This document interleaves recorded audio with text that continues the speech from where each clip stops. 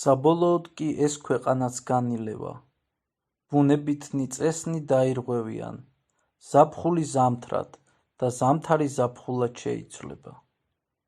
ბოლო ჟამს ადამიანები ცრუნი იქნებიან და სიმართლე, როგორც მტრედი ცისკენ აიჭრება.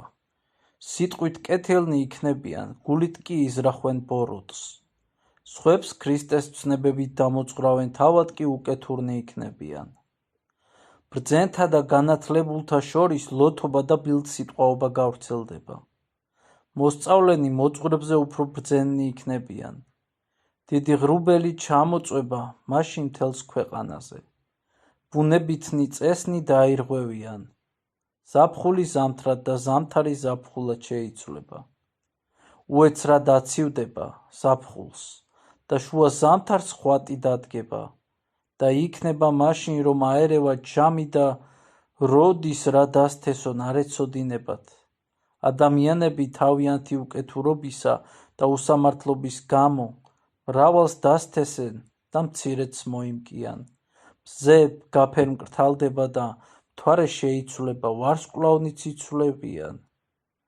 კუდიანი ვარსკვლავი გამოჩნდება და საშინელი ქუხილნი და ელვანი შეაძრწუნებენ არემარეს. მიწა შეიწვრება და მრავალი ქალაქი დაინგრევა. დიდი სიკვდილიანობა იქნება კაცთა შორის. პირუტყვი განადგურდება, ხეები გახმებიან, დაწყდება თევზი და ყოველი მცენარეული შემცირდება. საბოლოოდ კი ეს ქვეყანაც გაილევა. ღვთელი გაწუწურაქდება და ღვთის ჯულს დაარღვევს. სხვას ღვთის ცნებებს ასწავლიან, თავად კი არას დაგიდევენ. სხვას მძიმე ტვირთს აღკიდებენ, თავად კი თითს არ გაანძრევენ. წინასწარმეტყველის სიტყვისამებრ წყემსთა მრავალთა შერყვნეს ვენახი ჩემი და კიდევ დაუტევეს მღვდელთა გზაი ჩემი.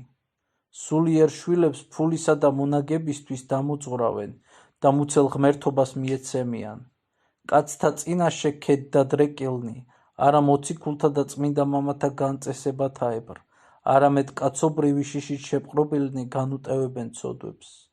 მიიღებენ შესაწირავს უღირსებისგან, მემთვრალეებისგან, ქურდებისგან, ყაჩაღებისგან.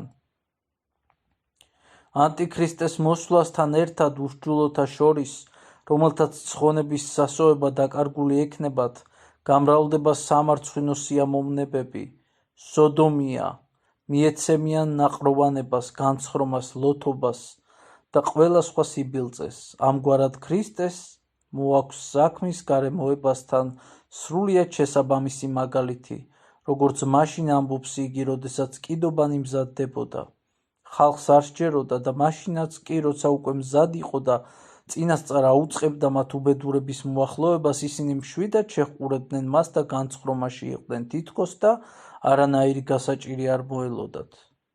ასევეა ახლაც გამოჩნდება ანტიქრისტე, რომლის შემდეგ დადგება აღსასრული.